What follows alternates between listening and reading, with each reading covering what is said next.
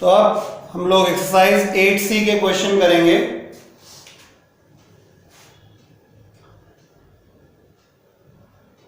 Exercise 8C मैं question भी पढ़ता जाऊंगा, जिनके पास बुक नहीं है तो आप क्वेश्चन जब वीडियो देखिएगा तो आप नोट कर लीजिएगा। मैं पढ़ के सुना रहा हूं। क्वेश्चन क्या है? क्वेश्चन है an electric bulb of resistance 500 ohm draws current 0.4 ampere from the source. Full stop. Calculate A part, the power of bulb, and B part, the potential difference at its ends. ठीक है, तो मैं question कर देता हूं। पहला सवाल है electric bulb of resistance, bulb का रेजिस्टेंस 500 ओम है। ड्रॉज अ करंट, जो करंट ये खींच रहा है वो 0.4 एम्पियर है from the source. Calculate the power of the bulb. A part जो है क्वेश्चन में पावर निकालना है इसका। माय डियर, पावर का फॉर्मूला होता है P = I²R।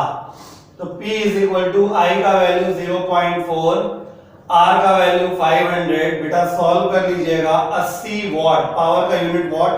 यूनिट जरूर लिखिएगा, बोर्ड एग्जाम में यूनिट के मार्क्स कट जाएंगे नहीं तो।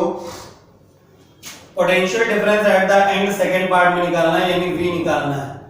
ठीक है, तो आपके पास कई रास्ते हैं, या तो VIP लगा दीजिए या तो सिंपल ओम्स लॉ लगा दीजिए। V = IR, V = IR। V का वैल्यू चाहिए, I का वैल्यू 0.4 और R का वैल्यू 500। डेसिमल हटाएंगे, 0 कट जाएगा, 5 को 20। V = 200 वोल्ट आ जाएगा। ये हमारा पहला सवाल हो गया। दूसरा सवाल मैं पढ़ता हूं। लिखा है a current of 2 ampere, a current of 2 ampere is passed through a coil of resistance 75 ohm for 2 minutes. Full stop. A part है how much heat energy is produced, question mark. B part है how much charge is passed through the resistance. ठीक है, तो मैं कर देता हूं। Current of 2 ampere, I का वैल्यू 2 एम्पियर है, pass through a coil of resistance, R का वैल्यू 75 ओम है। जो टाइम इंटरवल दिया गया वो 2 मिनट है। अगर मिनट की बात करें, सेकंड में बात करें तो 120 सेकंड होते हैं। ठीक है, ए पार्ट निकालते हैं हम। How much heat energy is produced, H का वैल्यू निकालना है। फॉर्मूला H का होता है H = I²RT होता है।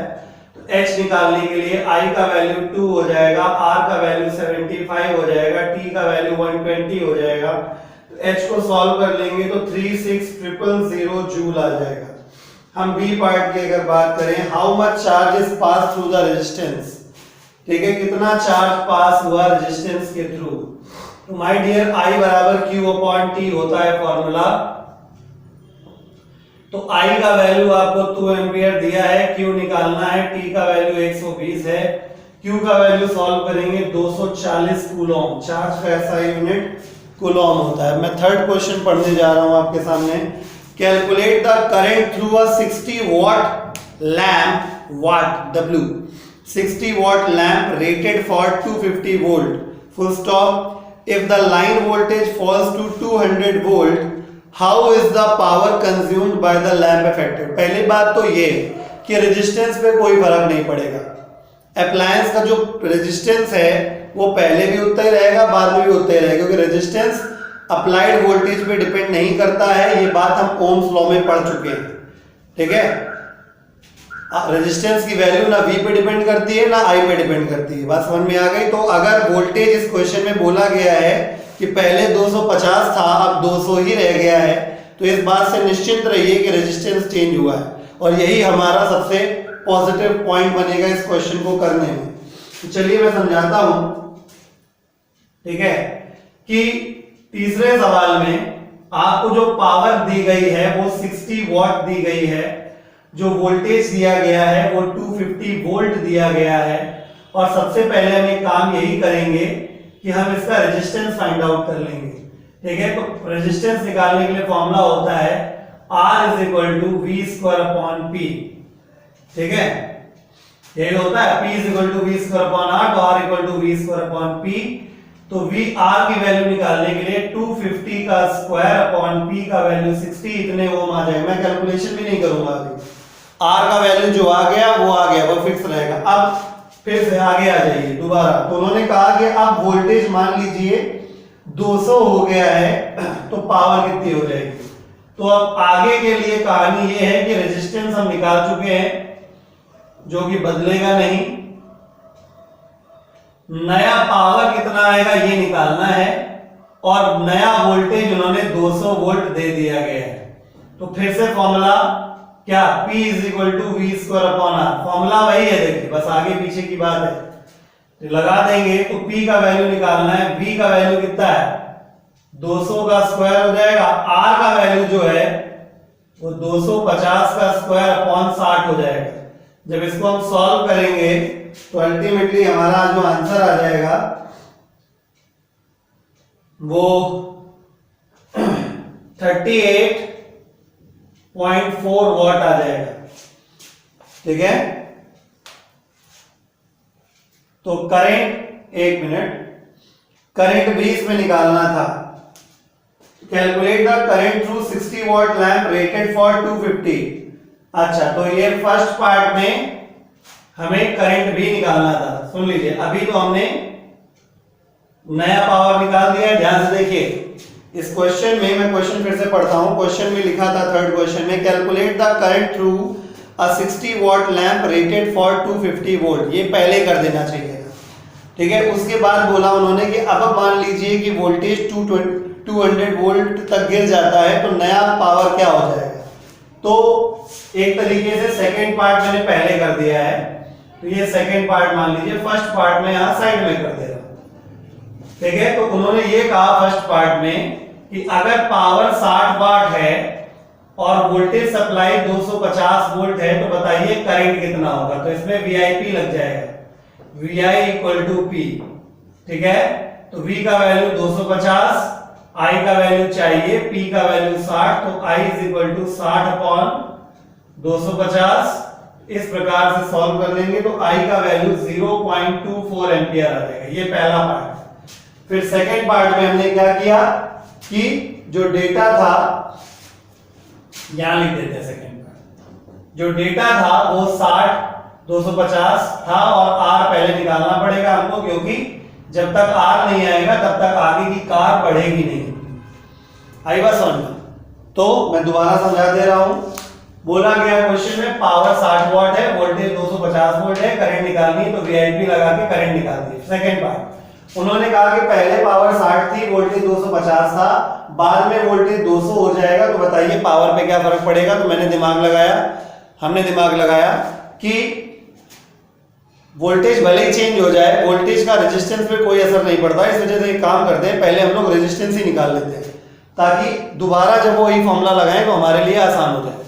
ठीक है, तो P is equal to V square upon R लगा के हमने R निकाल लिया। फिर हमने दोबारा सेम R को इस्तेमाल करके, नए वोल्टेज को इस्तेमाल करके P कैलकुलेट कर लिया। ठीक है, ये हो गया आपका तीसरा पार्ट। ठीक है,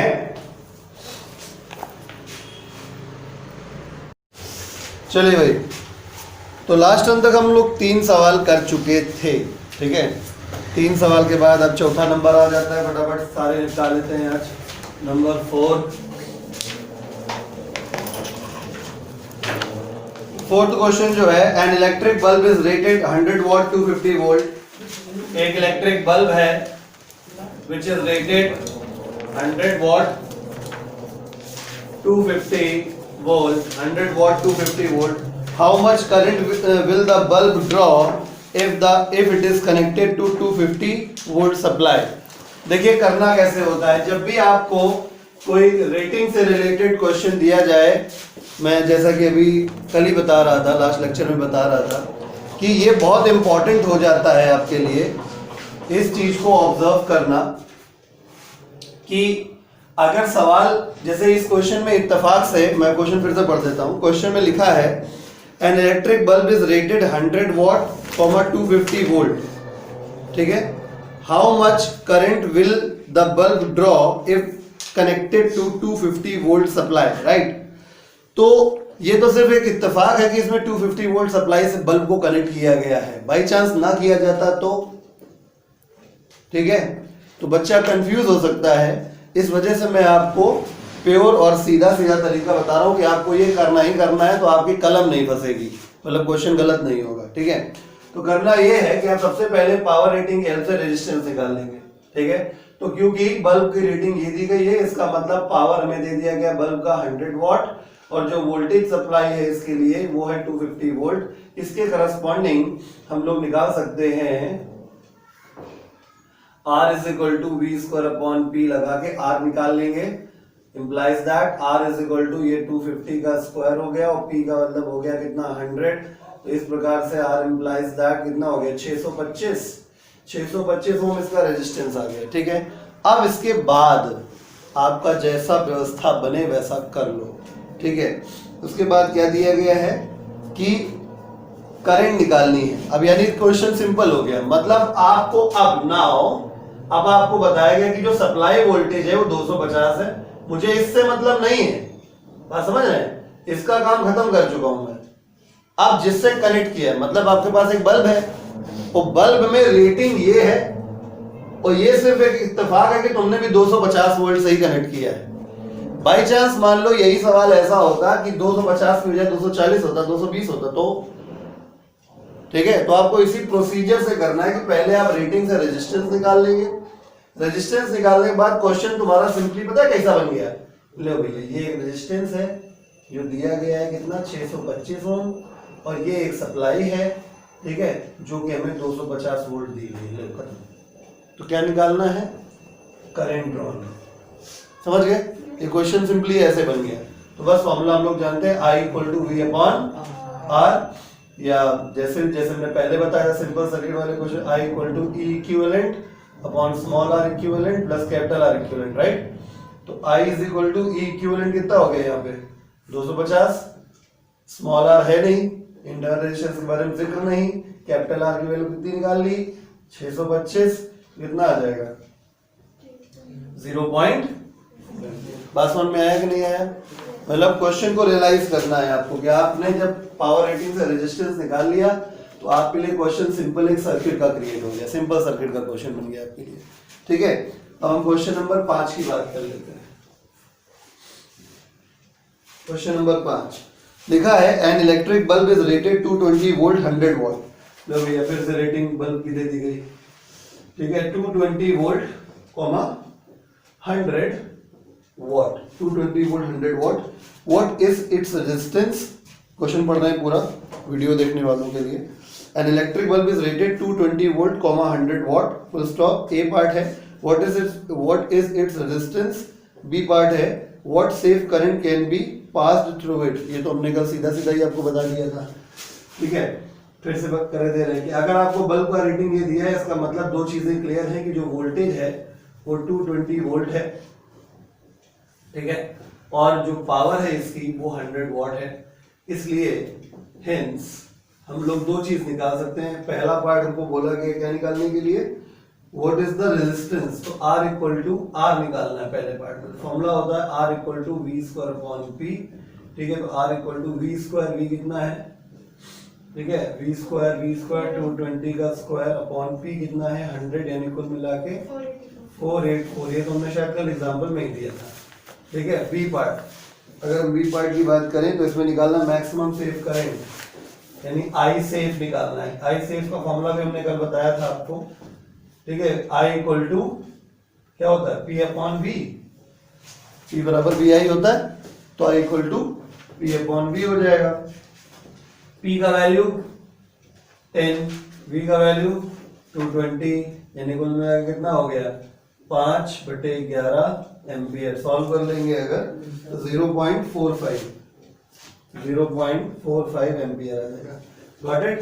ये आपका 5वां सवाल हो गया। अब मैं 6वें सवाल पे जंप कर रहा हूं। टोटल 21 सवाल है मेरे पास।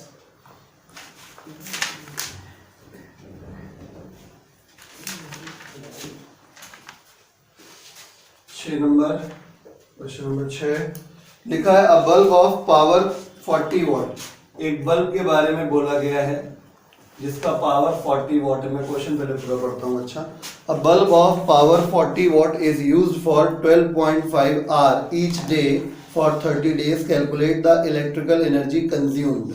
ठीक है, जब इलेक्ट्रिकल एनर्जी कंज्यूम्ड ऐसा कुछ बोला जाए तो समझ जाइएगा किलोवाट आवर में निकालने के लिए बोला गया। वैसे मेंशन नहीं किया गया यूनिट, अगर बोर्ड एग्जाम में क्वेश्चन आएगा तो क्लियरली मेंशन किया जाएगा। अगर नहीं मेंशन किया जाएगा तो फिर मजबूरन आपके जो एग्जामिनर है उसको एक्सेप्ट करना पड़ेगा, चाहे आप जूल में निकालो चाहे किलोवाट आवर में निकालो।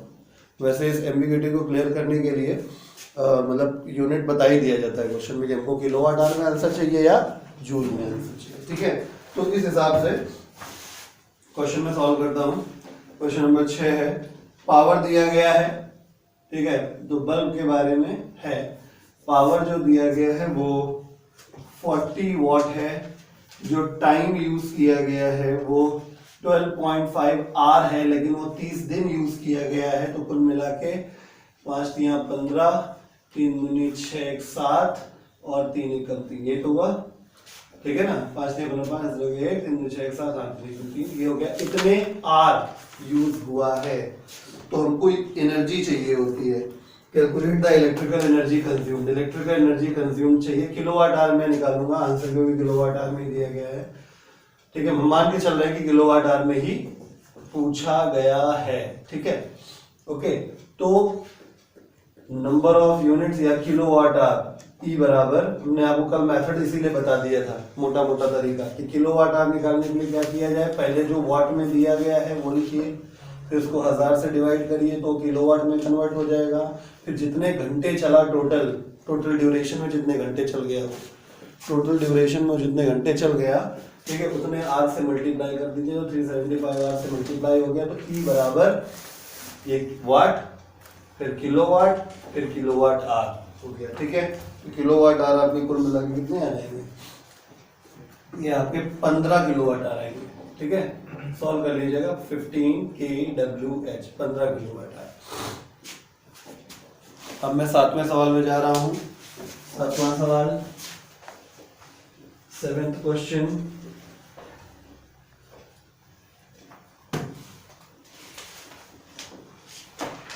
In the 7th question, an electric press is rated 750 watt to 30 volt। चलो भैया, एक प्रेस की बात हो रही है, उसका जो पावर है 750 वॉट और 230 वोल्ट। ठीक है, जितने भी हीटिंग एलिमेंट होते हैं उनकी पावर ज़्यादा लगती है। अभी गीजर वीजर देखो, ज़्यादा पावर, ज़्यादा वोल्टेज लेते हैं। ठीक है, ज़्यादा एनर्जी कंज्यूम करते हैं। तो क्वेश्चन में पढ़ देता हूँ। An electric press is rated 750 what, 230 volt. Full stop. Calculate the electrical energy consumed by the press in 16 hours. ये भी लगभग वही सवाल हो गया। ठीक है, तो टाइम जो आपको दिया गया है वो 16 घंटे दिया गया सिर्फ, और कुछ नहीं दिया गया। तो आपको इलेक्ट्रिकल एनर्जी कंज्यूम करनी थी, मान के चलते हैं किलोवाट आवर में निकालनी होगी। ठीक है, तो सिंपल सी बात है कि आपको अगर एनर्जी निकालनी तो पहले तो वाट लिखिए, तो 750 वाट है कि नहीं। उसके बाद आपको किलोवाट आवर में कन्वर्ट करना है तो 1000 से डिवाइड कर दीजिए।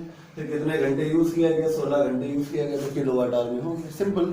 ठीक है, ज्यादा कोई मेहनत नहीं लगती। E is equal to number of kilowatt hour तुम्हारे कितने हो जाएंगे, 12 kilowatt hour.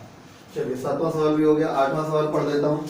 N electrical appliance having a resistance of 200 ohm is operated at 200 volt, is operated at 200 volt. Full stop. Calculate the energy consumed by the appliance in 5 minutes. पहला part in joule, दूसरा part in kilowatt hour. अब देखो इसमें clear कर दिया गया कि joule में भी निकालना है, किलोवाट आवर में भी निकालना है। तो 8वां सवाल जो है, an electrical appliance having resistance R equal to 200 ohm, R का वैल्यू 200 ओम दे रखा गया है। R का वैल्यू 200 ओम दे रखा गया है। हाँ, R का वैल्यू 200 ओम दे रखा गया है। Is operated at 200 volt. V का वैल्यू भी 200 वोल्ट दे रखा गया है, 200 volt. Calculate the energy consumed by the appliance in 5 minute. Time दे रखा गया है, टाइम 5 मिनट दे रखा गया। देखिए समस्या है, अगर किलोवाट आवर चाहिए तो टाइम आर में चाहिए, और अगर जूल में आंसर चाहिए तो टाइम सेकंड में चाहिए। है ना। तो अगर आपको इन सेकंड करना है, यानी अगर आपको सेकंड में लाना है तो इसमें आपको इंटू 60 करना पड़ेगा, तो आपके 300 सेकंड बनेंगे, ठीक है। और अगर आपको क्या करना है, आर में चाहिए तो 1/60 से मल्टीप्लाई करना पड़ेगा, ठीक है। तो आपका 5/60 यानी कि 1/12 आर बन के आएगा। समझ में आ गया। तो अब आपका आंसर यहाँ से दोनों पार्ट का आ जाएगा, जूल में भी आ जाएगा और या तो जूल में निकाल के किलोवाट आवर में भी कन्वर्ट कर सकते थे। एक तरीका ये भी कि आप ऐसा कर लीजिए, भाई जूल और किलोवाट आवर में रिलेशन तो आता ही है, ऐसे ना करिए। अगर ज्यादा आपको हौच पौच लग रहा है तो सिंपल ऐसा कर लीजिए कि 300 सेकेंड हो गए, चलो तो पहले हम जूल में निकलवा देते हैं, ठीक है। तो एनर्जी का फॉर्मूला हो जाता है, एनर्जी निकालनी है तो एनर्जी का फॉर्मूला E बराबर क्या है हमारे पास, V है, R है, T है, तो V²/RT लगा दें, ठीक है। तो E बराबर V²/RT हो गया। तो एनर्जी निकालने के लिए V का वैल्यू 200 का स्क्वायर, रेजिस्टेंस 200, एक 200 से एक 200 कैंसिल हो जाएगा, टाइम बचा 300, यानी कुल मिला के एनर्जी आ गई कितनी, 3 × 6 × 10⁴ जूल, 6 × 10⁴ जूल आ गया। और किलोवाट आवर में कन्वर्ट करने के लिए सेकंड पार्ट में भी एनर्जी पूछी गई है, लेकिन एनर्जी जो पूछी गई है वो किलोवाट आवर में पूछी गई है, ठीक है। तो हम लोग जानते हैं, क्योंकि एनर्जी हम निकाल चुके हैं 6 × 10⁴ जूल, ठीक है। और एक जूल में कितने किलोवाट आवर होते हैं, 1/3.6 × 10⁶ जूल किलोवाट आवर होता है। नहीं समझे? अरे भाई 1 किलोवाट आवर में 3.6 × 10⁶ होते हैं, तो एक जूल में उल्टा हो जाएगा, यानी अल्टीमेटली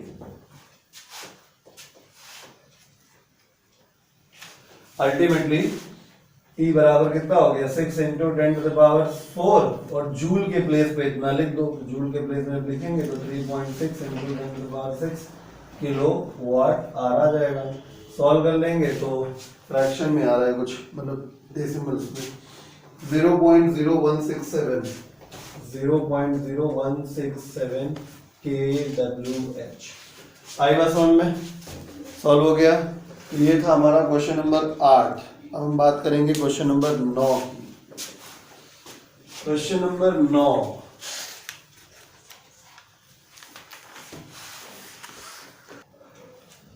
तो क्वेश्चन नंबर 9 पे आते हैं। क्वेश्चन नंबर 9 है, a bulb rated 12 volt to 24 watt operates on a 12 volt battery for 20 minutes. Full stop. Calculate number 1 current flowing through it and number 2 the energy consumed. तो question में एक bulb के बारे में जिक्र है और बल्ब में 12 वोल्ट और 24 वॉट की सप्लाई है, ठीक है। 12 वोल्ट 24 वोल्ट सप्लाई है ऑन अ 12 वोल्ट बैटरी। मतलब देखिए यहाँ पे फिर वही बात हो गई, ये सिर्फ एक इत्तेफाक है कि इसका वोल्टेज भी 12 वोल्ट है, उसको कनेक्ट भी 12 वोल्ट से ही किया गया है, ठीक है। लेकिन हमारा पहले काम क्या होगा, पहले काम हमारा ये होगा कि हम लोग क्या निकालेंगे, इसका रेजिस्टेंस R = V²/P लगा दीजिए। V का वैल्यू कितना है, 12, 12 का स्क्वायर अपॉन P हो गया 24, 12 × 24 कुल मिला के 6 आ जाएगा, राइट। हाँ 6 ओम आ जाएगा। तो उसके बाद अब ये वही क्वेश्चन आपका सिंपली हो गया क्या, दैट इज अब ये क्वेश्चन क्या बन गया कि एक रेजिस्टेंस है जो कि 6 ओम का है, उसको एक सेल या बैटरी से कनेक्ट किया गया है जिसमें इंटरनल रेजिस्टेंस नहीं है और उसका ईएमएफ कितना है, 12 वोल्ट। समझ रहे हैं, ओके। और जो बल्ब है उसका इक्विवेलेंट रेजिस्टेंस 6 ओम है, तो जो करंट है वो निकल आएगी, ठीक है। फॉर्मूला क्या होता है समझ गया ना, ठीक है। मतलब जो सप्लाई वोल्टेज दिया है वो हमने उसका ईएमएफ कह दिया, वो एक ऐसी बैटरी मान ली जिसमें इंटरनल रेजिस्टेंस दिया नहीं था इसलिए 0 मान लिया, ठीक है। बाकी बल्ब तुम्हारा लगा ही है। तो फॉर्मूला होता है I = E equivalent upon small r equivalent plus capital R equivalent, ठीक है। तो I का वैल्यू निकालने के लिए क्या करेंगे, E equivalent है 12, स्मॉल r 0, कैपिटल R 6, ये 2 एम्पियर हो गया करंट I का वैल्यू। नहीं समझे बात को, फर्स्ट पार्ट आपका आ गया, ठीक।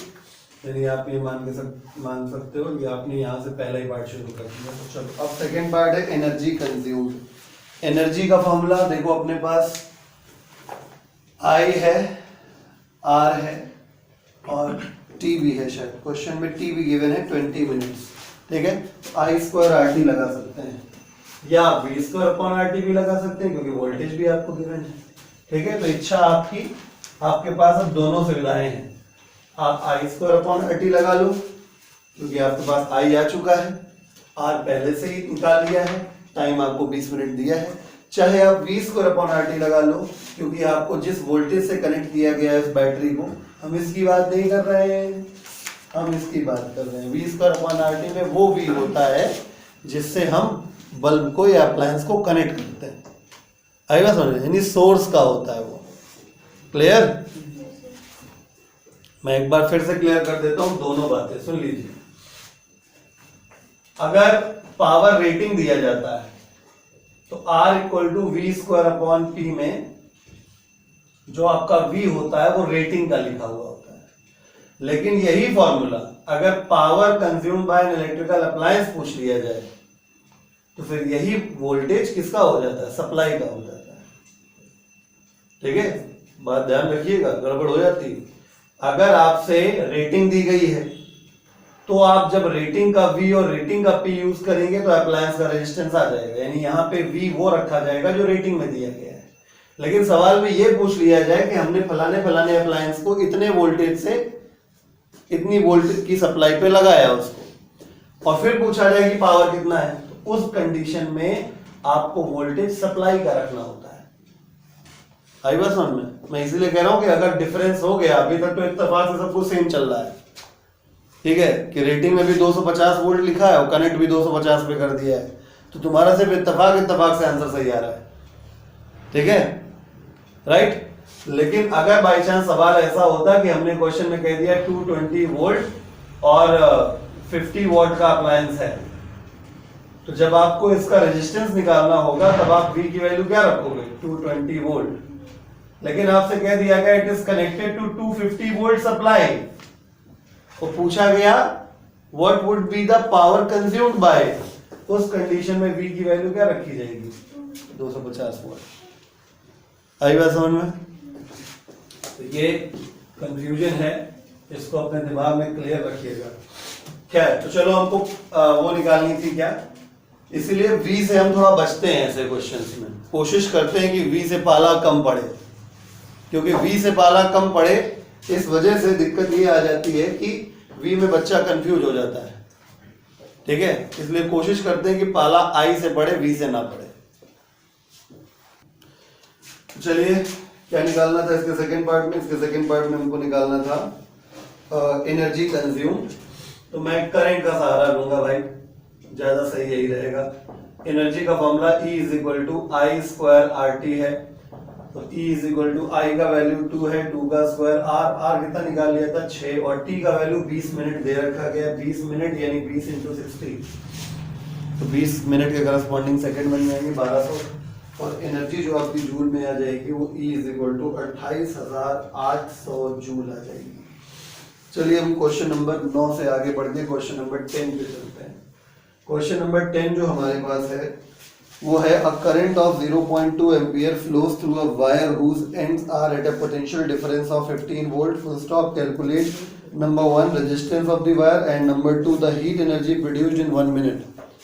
ठीक है, तो 10वें सवाल में करंट I का वैल्यू दिया हुआ है 0.2 एम्पियर, वायर में फ्लो कर रहा है, जिसका एंड के बीच में जो पोटेंशियल डिफरेंस है V वो कितना है? 15 वोल्ट दे दिया गया है, 15 वोल्ट दे दिया गया है। Calculate the resistance of the wire, calculate the resistance of the wire. पहला पार्ट तो बहुत सिंपल है, वायर में जो वोल्टेज लगाया गया वो ये है, वायर में बहने वाली करंट ये है, वायर का रेजिस्टेंस पूछा गया है, सिंपल सी बात है, ओम्स लॉ लग जाएगा। यही तो रिलेशन होता है दोनों के बीच का। तो V is equal to IR, फॉर्मूले का नाम लिखे चाहे ना लिखे, लेकिन फॉर्मूला लिखने की आदत जरूर डालें, ठीक है। न्यूमेरिकल में फॉर्मूले का नाम लिखना इंपॉर्टेंट नहीं है, फॉर्मूला लिखना इंपॉर्टेंट होता है, ठीक है। बोर्ड एग्जाम में सिंबल्स कि यूजुअल मीनिंग हम लोग ले लेते हैं, वहाँ पे आपको अलग से फॉर्मूला लिख के यूजुअल मीनिंग जो है उसका वो भी लिखने की जरूरत नहीं होता कि V is potential difference, I is current, R is resistance, ये भी कोई मतलब नहीं है। ठीक है, तो V का वैल्यू 15 हो गया, I का वैल्यू 0.2 हो गया, ये R हो गया, R की वैल्यू यहाँ से सॉल्व कर लेंगे तो कुल मिला के 150/2 यानी कुल मिला कितना हो गया 75 ओम। ठीक है, पहला पार्ट आ गया। सेकंड में heat energy produced in 1 minute. ठीक है, तो मैंने कहा देखो मैं करंट का रास्ता चुनता हूँ, ज्यादा अच्छा रहता है। तो हीट एनर्जी प्रोड्यूस्ड, हीट का फॉर्मूला, हीट एनर्जी का फॉर्मूला करंट वाला फॉर्मूला हीट एनर्जी का I²RT। ठीक है, I का वैल्यू कितना है 0.2 का स्क्वायर, फिर R का वैल्यू कितना है निकाल लिया 75, और T कितना है, T है शायद 1 मिनट। तो 1 मिनट है और 1 मिनट में 60 से मल्टीप्लाई कर दो तो 1 मिनट के करस्पॉन्डिंग सेकंड बन गए, यानी 60 सेकंड हो गए। तो जब हम सॉल्व करेंगे माय डियर, तो इसको सॉल्व करने के बाद आपका आंसर आएगा 180 जूल। तो कुल मिला के 180 जूल आपका हीट प्रोड्यूस्ड आ गया। ठीक है, तो ये हो गया क्वेश्चन नंबर 10। क्वेश्चन नंबर 10 के बाद स्पेस है अपने पास, यहाँ हम क्वेश्चन नंबर 11 कर देते हैं। क्वेश्चन नंबर 11 है what is the resistance under normal working conditions of an electric lamp rated 240 volt, 60 watt question mark.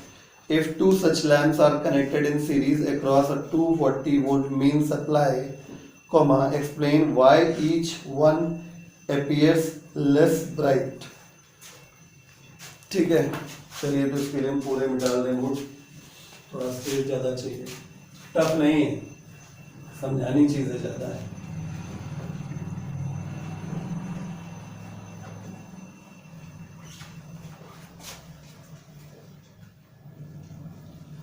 Less bright,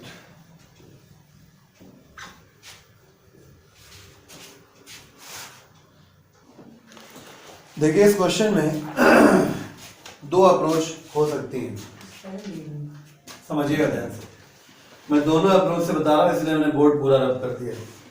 पहली बात तो समझिए कि जो आपका एक लैंप है, जो एक आपका लैंप है उसकी जो रेटिंग है वो 240 वोल्ट और 60 वाट की है।